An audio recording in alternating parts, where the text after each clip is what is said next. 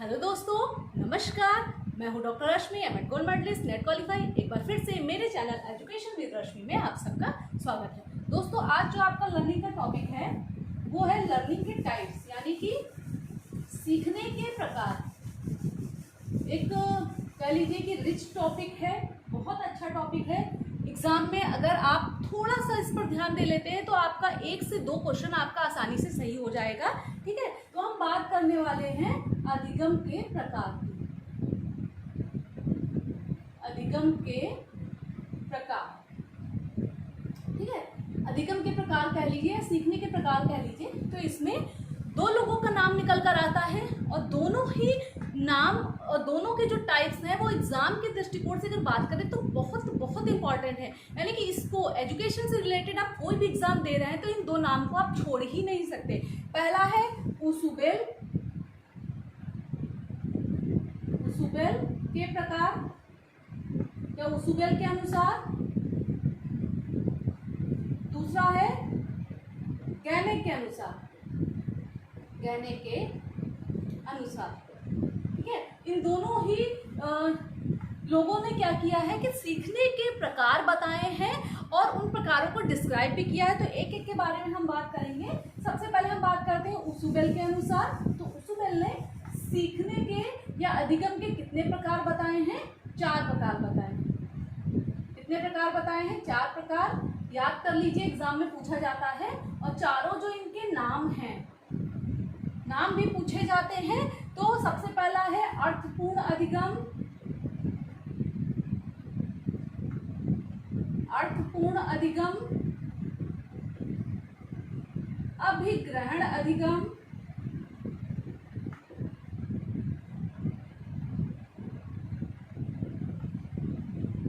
अन्वेषण अधिगम, रटंत अधिगम। ठीक है, ये 4 तरीके के, आप चाहे तो इसका स्क्रीनशॉट ले सकते हैं। और चारों के चारों नाम आपको बिल्कुल अच्छे से याद करने हैं। एग्जाम में बहुत बार ये क्वेश्चनिंग हुई है कि ऊसुबेल के जो अधिगम के प्रकार या लर्निंग के प्रकार जो बताए हैं उनमें से कौन से सम्मिलित हैं। ठीक है, मान लीजिए कि उन्होंने चारों नाम दे दिए या कहीं 3 नाम दे दिए, 2 नाम दे दिए कि उपरोक्त दोनों या तीनों या सभी, इस तरीके से। तो कौन से हैं और कौन से नहीं हैं। ठीक है, हो सकता है 3 आपके इसमें से नाम दे दें और 1 नाम कोई दूसरा दे दें। तो अब हम बात करेंगे कि इन्होंने अधिगम के जो सीखने के जो प्रकार बताए हैं। तो नाम देखिए, पहला क्या है? अर्थपूर्ण अधिगम। नाम से ही बिल्कुल सब कुछ स्पष्ट हो रहा है कि कोई भी विषय वस्तु, यानी कि विषय वस्तु हमारे सामने है और उसको हम कैसे क्या करेंगे? मूल तथ्यों के आधार पर, यानी कि क्या करेंगे? उसके अर्थ को समझेंगे और अर्थ को समझते हुए हम क्या करेंगे? उसको सीखेंगे। ठीक है, इसमें ये नहीं है कि आप कुछ रट लें या फिर कुछ और चीज, सीधे सीधे अर्थ को समझेंगे कि इसका अर्थ क्या है और फिर हम विषय वस्तु को क्या करेंगे? सीख लेंगे। फिर दूसरा नंबर आता है अभिग्रहण। ठीक है, अभिग्रहण, अधिग्रहण नहीं, यहाँ पर है अभिग्रहण। यहाँ पर जो भी अधिगम करता है, यानी सीखने वाले व्यक्ति को क्या होता है? कोई भी विषय वस्तु या तो लिखकर दे दी जाती है। ठीक है, मान लीजिए पेपर पर लिखकर दे दी गई या फिर बोलकर बता दी गई। ठीक है, सीखने वाले व्यक्ति को विषय वस्तु क्या होती है? या तो लिखकर दे दी जाती है या तो क्या होता है? बोलकर बता दी जाती है। और अधिगमकर्ता को उसे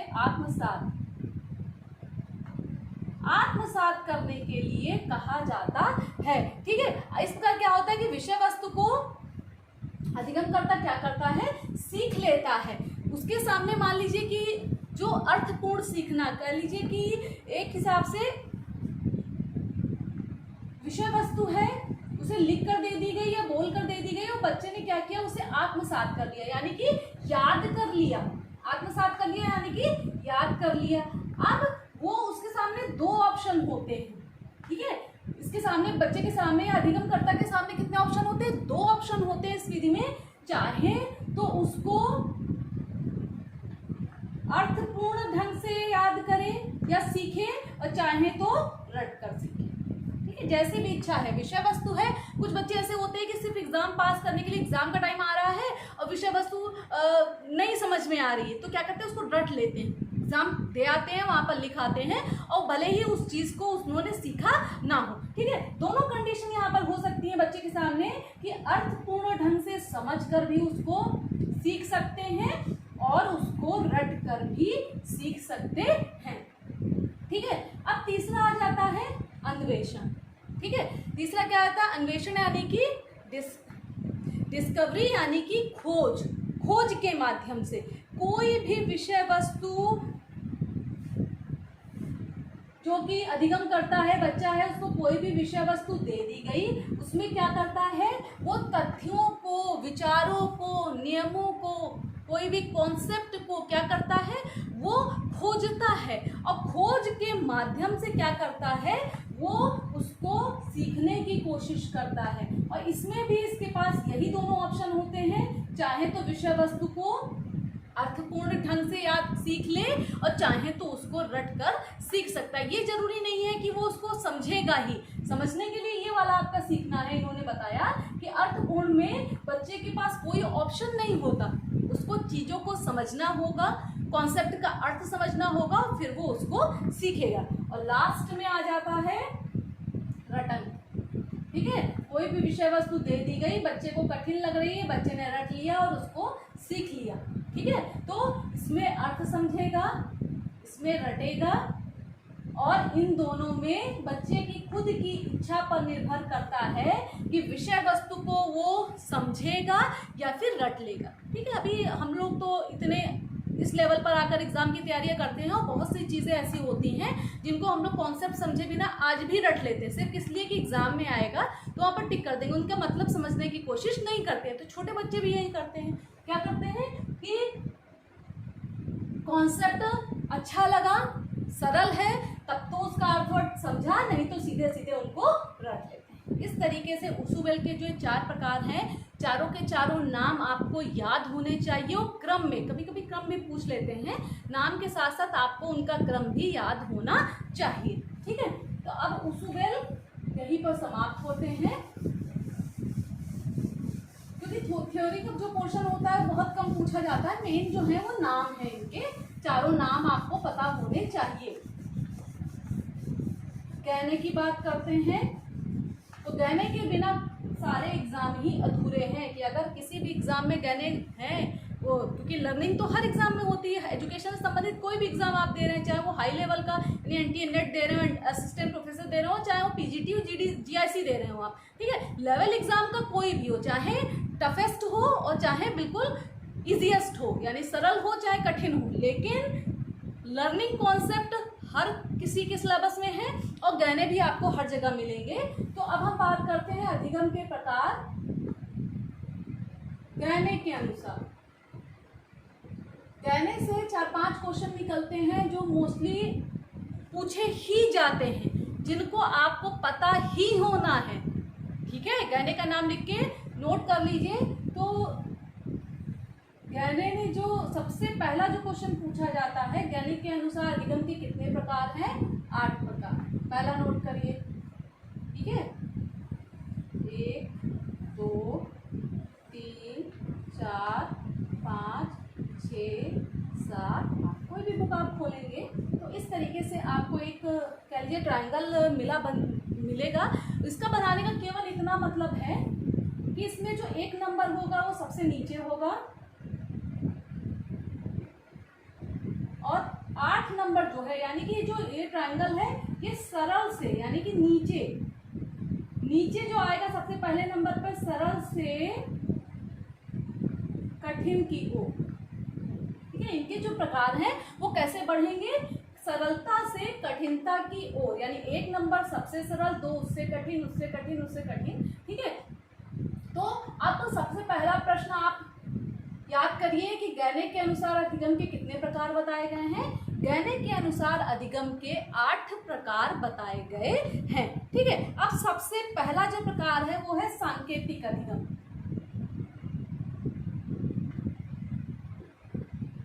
सांकेतिक अधिगम, कोई भी आप मनोविज्ञान की किताब उठाएंगे बीएड एमएड स्टैंडर्ड की, हर बुक में आपको ये नाम तो मिल जाएंगे, ठीक है, लेकिन क्वेश्चन क्या क्या पूछे जाते हैं इनके बारे में हम आप इसमें डिस्कशन करेंगे। फिर उद्दीपक अनुक्रिया अधिगम, उद्दीपक अनुक्रिया अधिगम, ठीक है। अगला है सरल श्रृंखला अधिगम, श्रृंखला अधिगम, ठीक है। शाब्दिक साहचर्य अधिगम,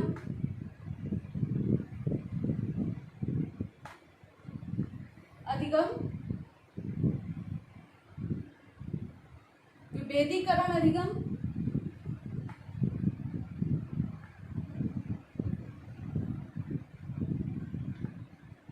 संप्रत्यय अधिगम, नियम अधिगम और समस्या समाधान अधिगम, ठीक है। इस तरीके से ये 8 नाम आपके सामने आ गए। सबसे पहले तो 8 के 8 नाम आपको याद होने चाहिए।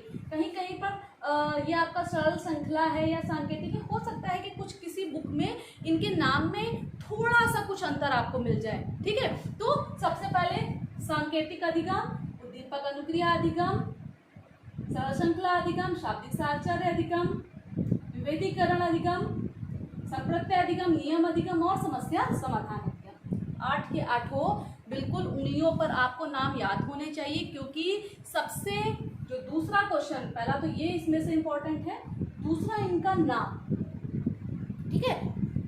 नाम में भी क्वेश्चनिंग कैसे होती है ये भी हम बात करेंगे। सबसे पहले तो कौन से हैं, ठीक है। कहने के अनुसार अधिगम के प्रकार में किनको सम्मिलित किया गया है, किनको सम्मिलित किया गया ये आप तभी बता पाएंगे जब आपको सारे नाम याद होंगे।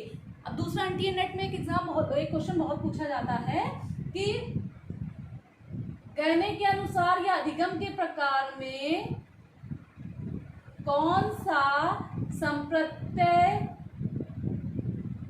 अधिगम के अंतर्गत नहीं आता है। मतलब इस तरीके की क्वेश्चनिंग, संप्रत्यय अधिगम के अंतर्गत नहीं आता है या फिर नियम अधिगम के अंतर्गत नहीं आता है। यानी कि अगर संप्रत्यय की बात हो रही है, संप्रत्यय अधिगम के अंतर्गत का मतलब ये है कि ये 6ठे नंबर पर है और ये 5 जो हैं नीचे के, ये सब क्या होंगे, इसके नीचे हैं तो इसके अंतर्गत आएंगे, ठीक है। अगर तो मोस्टली नियम और समस्या समाधान में से कोई भी ऑप्शन, आपको ऑप्शन तो ये भी होंगे, लेकिन इनमें से अगर एक कोई ऑप्शन दिया होगा, ठीक है, कि अगर ये दिया होता है तो इस पे आप टिक करेंगे क्योंकि ये संप्रत्यय के बाद में है, ठीक है। और अगर समस्या समाधान दिया होगा तो ये भी संप्रत्यय के क्या है, बाद में। अगर मान लीजिए नियम आता है तब तो यही एक ऑप्शन दिया होगा, 3 इसमें से दिए होंगे, एक ये दिया होगा, तो आपका सही आंसर क्या होगा, समस्या समाधान। समझ में आ गया सबको, ठीक है। तो कहने के अनुसार अधिगम के 8 प्रकार हैं, 8 प्रकारों के हम नाम याद करेंगे। ये सरल से कठिन की ओर बढ़ते जाते हैं और जैसे कठिनता की ओर बढ़ते जाते हैं वैसे ही वैसे ट्रायंगल क्या है, ऊपर की तरफ पतला होता जाता है और नीचे की तरफ क्या है, चौड़ा, और ऊपर की तरफ पतला। और फिर किसके अंतर्गत, मान लीजिए उद्दीपक अनुक्रिया के अंतर्गत कौन सा आता है, एक ही आएगा। इसके अंतर्गत बात करते हैं तो बाकी सब इसके बाहर है। यानी कि अंतर्गत का मतलब यह है कि जितने उसके नीचे होंगे वो सब अंतर्गत आएंगे और बाकी जो ऊपर की तरफ है वो सब बाहर होंगे उससे। तो एक ऑप्शन आपको कोई भी इसमें से मिल जाएगा। तो 3 क्वेश्चन आपके पक्के हो गए, ठीक है। अब हम शुरू करते हैं सांकेतिक अधिगम, यानी कि sign learning, sorry signal learning. यहाँ पर क्या होता है कि एक क्वेश्चनिंग पूछी जाती है कि गैने के सांकेतिक अधिगम किसकी थ्योरी से संबंधित है, किसके सिद्धांत से संबंधित है। तो यहाँ पर पावलोव, अभी आप पावलोव की थ्योरी पढ़ेंगे, आगे पावलोव का सिद्धांत पढ़ेंगे, पावलोव की क्लासिकल कंडीशनिंग थ्योरी, ठीक है। तो ये क्वेश्चन एग्जाम में बहुत पूछा जाता है। 3 क्वेश्चन ये हो गए, चौथा ये हो गया कि जो गैने का सांकेतिक अधिगम है वो अधिगम के किसके सिद्धांत से संबंधित है। तो पावलोव की कंडीशन क्या है, पावलोव की क्लासिकल कंडीशनिंग थ्योरी से संबंधित है। ये क्वेश्चन नोट कर लीजिए, अगला क्वेश्चन आएगा उद्दीपक अनुक्रिया सिद्धांत किसकी थ्योरी से संबंधित है? तो ये स्किनर की थ्योरी से संबंधित है। किसकी थ्योरी से संबंधित है? स्किनर की ऑपरेंट कंडीशनिंग थ्योरी से संबंधित है। ठीक है, तो ये दोनों जो क्वेश्चन होते हैं, क्रिया प्रसूत अनुबंधन सीखना, ठीक है, नाम तो आपको पता होगा, तो ये दोनों भी बिल्कुल याद कर लीजिए कि पहला सांकेतिक अधिगम पावलोव और उद्दीपक अनुक्रिया अधिगम यानी दूसरा स्किनर से संबंधित है। और ये दोनों प्रश्न एग्जाम में बहुत बार रिपीट हो रहे हैं और रिपीट होते रहते हैं। ठीक, तो इस तरीके से अब हम एक एक के बारे में बात करेंगे। और हाँ, एक क्वेश्चन और इससे आता है प्रकार से कि सबसे आखिरी प्रकार कौन सा है। ठीक है, जो गहने के अधिगम के प्रकार दिए हैं इनमें सबसे आखिरी प्रकार कौन सा है, तो ये क्वेश्चन बहुत पूछा जाता है। सबसे आखिरी प्रकार कौन सा है? समस्या समाधान। ठीक, अब हम बात करते हैं सांकेतिक अधिगम की ओर बढ़ते हैं, यानी सिग्नल लर्निंग की ओर बढ़ते हैं। तो चूंकि ये पावलोव बता दिया गया, तो इन्होंने सीधा सीधा क्या बताया कि पावलोव ने क्या बताया था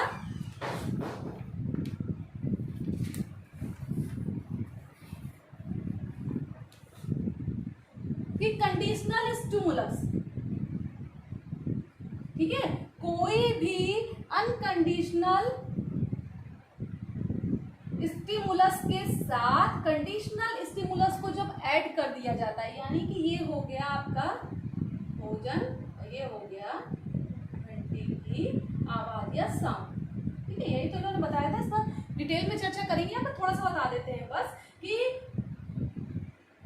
कोई भी अनकंडीशनल स्टिमुलस के साथ में जब कंडीशनल स्टिमुलस को क्या किया जाता है? ऐड कर दिया जाता है। और बार बार जब यही प्रोसेस फॉलो किया जाता है, यानी कि बार बार जब यही प्रक्रिया दोहराई जाती है, तो क्या होता है कि जो क्रिया इसके लिए हो रही थी वही क्रिया किसके लिए होने लगती है?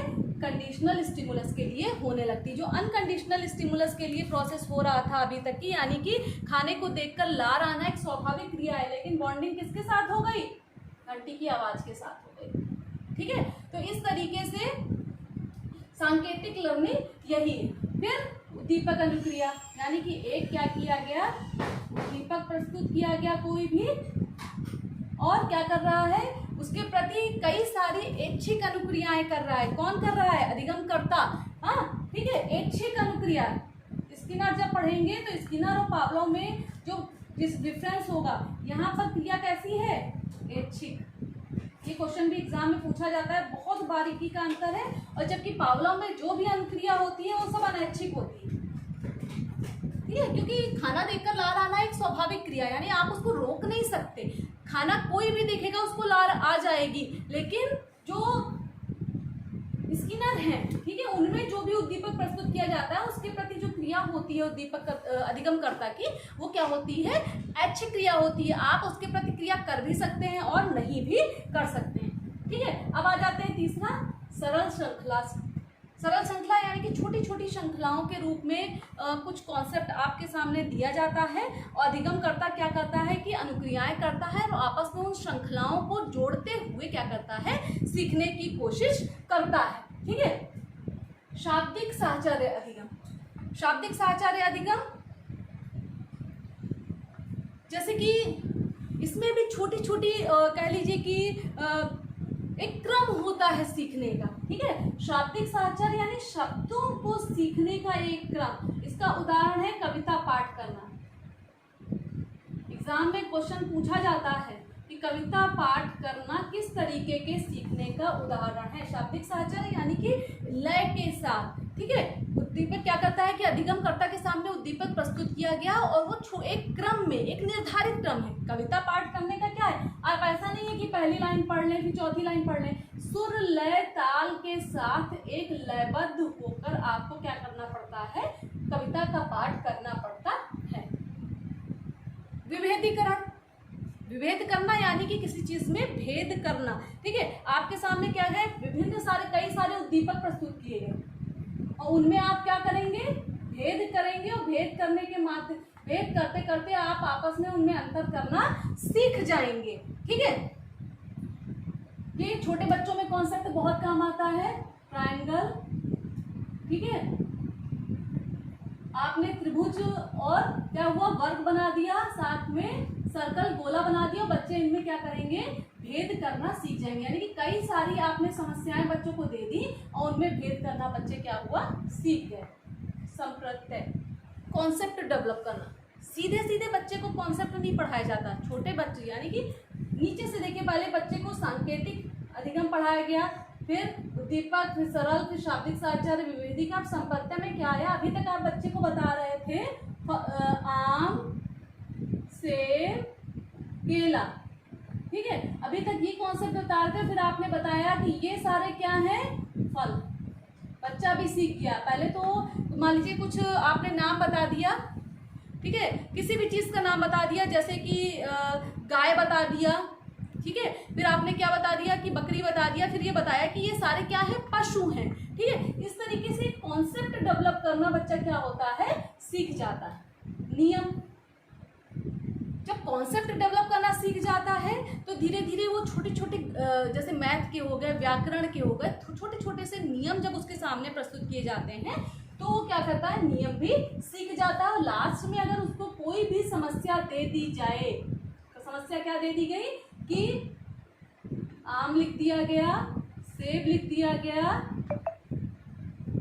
आलू लिख दिया गया, ठीक है, और केला लिख दिया गया, ठीक है। ये बच्चे के सामने प्रस्तुत किया गया। बच्चे ने बता दिया आम, सेब और केला क्या है, फल है, जबकि आलू फल नहीं है, सब्जी है। इस तरीके से बच्चे ने क्या किया, समस्या का समाधान करना सीख लिया। तो सरल से कठिन की ओर ये जो इनका ट्रायंगल, ये जो इनका त्रिभुज है गहने का, ये सरल से कठिन की ओर चलता है। सरलता से धीरे धीरे धीरे धीरे बच्चों को आप एक क्रम में सिखाएंगे और बच्चा सीख जाता है, ठीक है। अब एग्जाम के दृष्टिकोण से 5-6 क्वेश्चन जो निकल कर आए वो आपको बता दिए हैं। फिर से गहने के अनुसार अधिगम के कितने प्रकार हैं, 8 प्रकार हैं। इनके नाम याद करने हैं 8 के। सबसे पहला सांकेतिक अधिगम है, सबसे आखिरी समस्या समाधान अधिगम है। फिर सांकेतिक अधिगम पावलोव के सिद्धांत से संबंधित है और दीपक अनुक्रिया अधिगम स्किनर के सिद्धांत से संबंधित है। और अगर आता है किसके अंतर्गत नहीं है, तो इसके अंतर्गत यानी नीचे वाले सब इसके अंतर्गत आएंगे। चाहे ये पूछा जाए, ये पूछा जाए, चाहे ये पूछा जाए, कोई भी पूछा जाए। और जो ऊपर छूट जाएंगे, ठीक है, जो बच जाएंगे उसके बाद के जितने नाम हैं वो सब उसके अंतर्गत नहीं आएंगे। ये भी क्वेश्चन पूछा जाता है, ठीक है। तो इस तरीके से पूरा का पूरा जो गहने है मोस्ट इम्पॉर्टेंट टॉपिक है, इसको अच्छे से तैयार कर लीजिए, कहीं नोट्स बनाकर लिख लीजिए। उम्मीद है कि आने वाले किसी भी एग्जाम में, आप कोई भी एग्जाम दे रहे हो, चाहे एनटीए नेट का एग्जाम आप जून का देने वाले हो, वहां पर भी ये आपके बहुत काम आने वाला है। इसलिए आज के लिए बस इतना ही। बस अगर आपको आज का वीडियो पसंद आया हो तो प्लीज़ एक लाइक जरूर कर दीजिए, चैनल को सब्सक्राइब करिए और ज़्यादा से ज़्यादा लोगों तक शेयर करिए और बेल आइकन प्रेस करना बिल्कुल मत भूलिए ताकि नोटिफिकेशन टाइम से आप तक पहुँच जाए।